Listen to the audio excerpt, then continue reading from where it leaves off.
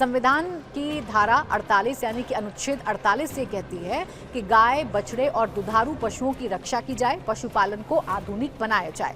लेकिन ध्यान ये दिया गया है कि डायरेक्टिव प्रिंसिपल है, कानून नहीं है। हमारे संविधान में डायरेक्टिव प्रिंसिपल दिया गया है, कानून नहीं है, यानी कि कानून बनाकर बाध्यता नहीं है। लेकिन हमारा संविधान ये कहता है कि आप गाय, बछड़े और दुधारू पशुओं की रक्षा करें, पशुपालन को आधुनिक बनाएं, लेकिन इसके तहत कोई कानून संविधान में मेंशन नहीं है।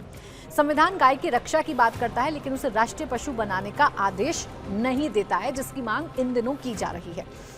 सरकार का आधिकारिक रुख इस पर क्या है, ये भी आपको बता देती हूँ। केंद्र सरकार से संसद में कई बार पूछा गया है कि क्या गाय को राष्ट्रीय पशु बनाया जाएगा, तो सरकार का जवाब लगभग हर बार यही रहा है, फिलहाल ऐसा कोई प्रस्ताव नहीं है। भारत एक बहुधार्मिक देश है, ऐसा फैसला सामाजिक संतुलन बिगाड़ सकता है। तो सरकार ये मानती है कि डिबेटेबल विषय है। गाय की जब बात होती है तो हिंदू जो समुदाय है उसके सेंटिमेंट गाय माता से जुड़ते हैं, गौ माता से जुड़ते हैं। लेकिन जब मुस्लिम पक्ष की बात आती है तो मुस्लिम पक्ष अपना अलग तर्क गौ माता को लेकर देता है।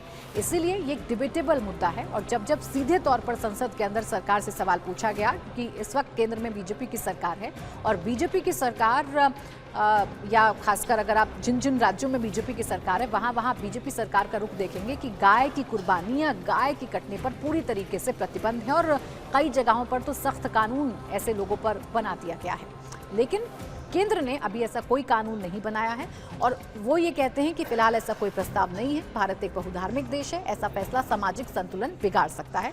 यानी सरकार जानबूझकर इस मुद्दे से दूरी बनाए रखती है। एक ऐसा विषय जिस पर बहस तो खूब होती है, एक ऐसा विषय जिस पर राजनीति तो खूब होती है, एक ऐसा विषय जिस पर चर्चा तो खूब होती है, एक दूसरे पर आरोप प्रत्यारोप तो किए जाते हैं, लेकिन इस विषय पर कोई कानून बनेगा इस तरफ सरकार कोई कदम नहीं उठा रही है। और इसी चीज का फायदा उठाकर विपक्षी दल सरकार पर सवाल खड़े करते हैं या मुस्लिम संगठन सरकार पर सवाल खड़े करते हैं।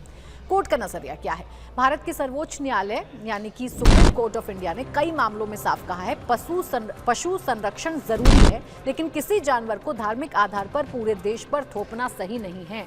हमारे देश की सर्वोच्च न्यायालय ये कहती है कि पशु संरक्षण जरूरी है, लेकिन ऐसा नहीं होना चाहिए कि किसी जानवर को धार्मिक आधार पर पूरे देश पर थोप दिया जाए। कोर्ट का मानना यह है कि राष्ट्रीय प्रतीक ऐसा होना चाहिए जिसे हर नागरिक जुड़ सके, क्योंकि गाय अगर हिंदू समुदाय के लिए पूजनीय है, जरूरी नहीं है कि बाकी धर्मों में भी गाय को पूजनीय माना जाए। इसलिए हमारे देश का सर्वोच्च न्यायालय यानी हमारे देश का सुप्रीम कोर्ट ये कहता है कि कोई भी ऐसा जानवर राष्ट्रीय प्रतीक के तौर पर नहीं होना चाहिए जो हर नागरिक के लिए मान्य ना हो। राष्ट्रीय प्रतीक ऐसा होना चाहिए जिससे हर नागरिक जुड़ सके। इसलिए इस वक्त बाघ हमारा राष्ट्रीय पशु है।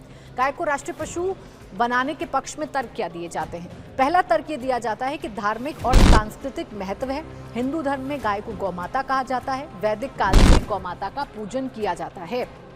हिंदू धर्म में गाय को माता का दर्जा दिया गया है। तो पहला तर्क यही है कि धार्मिक और सांस्कृतिक महत्व है। दूसरा जो तर्क है गाय को राष्ट्रीय पशु बनाने के पीछे वो ये है कि दूध, गोबर और जैविक खेती होती है, गौ आधारित अर्थव्यवस्था भी होती है। गांव में आप देखते हैं कि गाय सिर्फ पूजनीय नहीं है बल्कि गाय के जरिए दूध, गोबर, जैविक खेती और गौ आधारित अर्थव्यवस्था भी चलती है। तीसरा तर्क है पर्यावरण, प्राकृतिक खाद और सस्टेनेबल फार्मिंग का जो तर्क है वो दिया जाता है जिससे गाय को राष्ट्रीय पशु बनाया जा सके। अब इसका विरोध क्यों है ये भी जान लीजिए।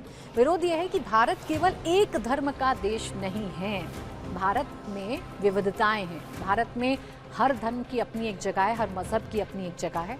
भारत संविधान से चलता है, भारत किसी मजहब, किसी धर्म से नहीं चलता है। तो ऐसे में भारत एक धर्म का केवल देश नहीं है। मुस्लिम, ईसाई, आदिवासी समुदाय यहाँ सब रहते हैं। सब गाय को धार्मिक रूप से नहीं मानते हैं। हिंदू पक्ष या हिंदू समुदाय गाय को पूजनीय मानता है, लेकिन सब यानी कि मुस्लिम, ईसाई या आदिवासी ये गाय को धार्मिक रूप से नहीं मानते हैं। पूरे देश का अब राष्ट्रीय पशु होने के लिए क्या परिभाषा होनी चाहिए? तो परिभाषा ये है कि पूरे देश का प्रतीक होना चाहिए, किसी एक धर्म का नहीं होना चाहिए। दूसरा बड़ा मुद्दा ये गौ रक्षा के नाम पर हिंसा होती है, लिंचिंग होती है, कानून व्यवस्था ध्वस्त होती है, अंतर्राष्ट्रीय आलोचना भी होती है। आपने कई बार ऐसी घटनाएं देखी होंगी जब कई अफवाहों पर विवाद होने लगता है। आरोप लगता है कि गौरक्षा के नाम पर जानबूझकर विवाद क्रिएट करने की कोशिश की जाती है और कई बार ऐसी घटनाएं लिंचिंग में भी तब्दील हो जाती हैं। इसीलिए इस मुद्दे पर हमेशा विवाद होता रहता है और इसे एक अलग अलग नजरिए से देखा जाता है। अब राजनीति और वोट बैंक भी समझिए। आपको तर्क बताया, सुप्रीम कोर्ट हमारा क्या कहता है, हमारे देश का संविधान क्या कहता है, सरकार का क्या रुख है, इस पर बहस क्यों की जाती है, या राष्ट्रीय पशु बनाने के पीछे के तर्क क्या है, इसके पीछे राजनीति और वोट बैंक क्या है, ये भी जान लीजिए।